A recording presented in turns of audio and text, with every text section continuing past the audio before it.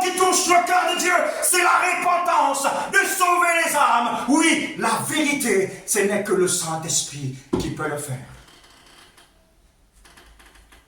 Aujourd'hui, tu reçois ou tu recevras certainement ce message. Mais il faut que tu comprennes que tu ne vas pas soupirer après un prophète, que tu ne vas pas soupirer après un pasteur, que tu ne vas pas soupirer après le nom d'une dénomination. Tu vas soupirer après le Saint-Esprit. Saint-Esprit, aide-moi. Saint-Esprit, aide-moi. Saint-Esprit, guéris-moi. Saint-Esprit, montre-moi la voie. Saint-Esprit.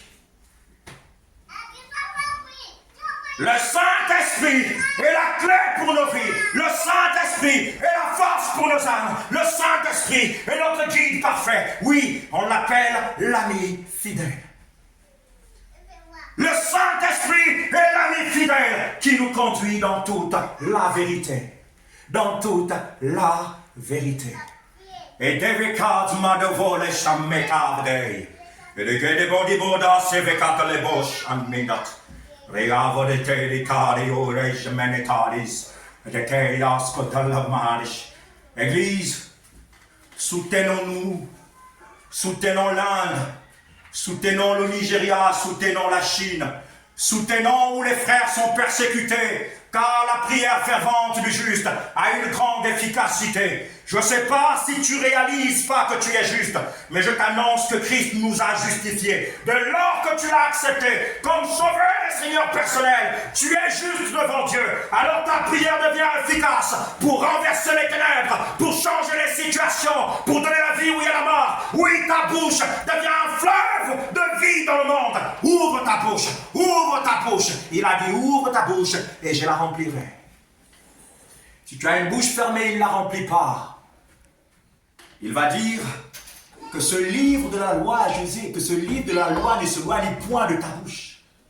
Est-ce que le livre est dans la bouche? Le livre en réalité doit être dans le cœur. Mais quand tu médites la parole, quand tu proclames des paroles, tu déclares des paroles, alors les paroles que tu déclares prennent vie à l'extérieur et à l'intérieur de toi. Quand tu déclares nuit et jour, ça prend vie à l'extérieur et à l'intérieur de toi. En d'autres termes, tu satures l'atmosphère dans le monde parce que tu déclares la parole de vie sur la terre. Oui, la parole de Dieu est esprit. Alors si l'esprit de Dieu t'habite, et quand tu déclares les paroles, ça prend vie par son esprit. Tu es celui qui porte l'Esprit de Dieu.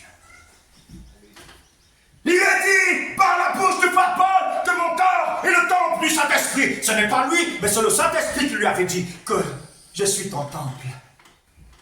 Alors quand le Saint-Esprit avait dit au frère Paul que tu es, je suis ton temple, il a prêché, il a écrit que notre corps est le temple du Saint-Esprit. Hey, je transporte Dieu dans mon corps, oh le Dieu qui planait à la surface des eaux au depuis la création. Quand je marche, il est en moi. Quand je dors, il est là. Quand je mange, il est là. Même partout, il est toujours là. Le Saint-Esprit. Et dès soir de paix, ce que vous serez n'a pas encore été manifesté. Et nous sommes dans la grande saison de la Pentecôte. La grande moisson de la Pentecôte.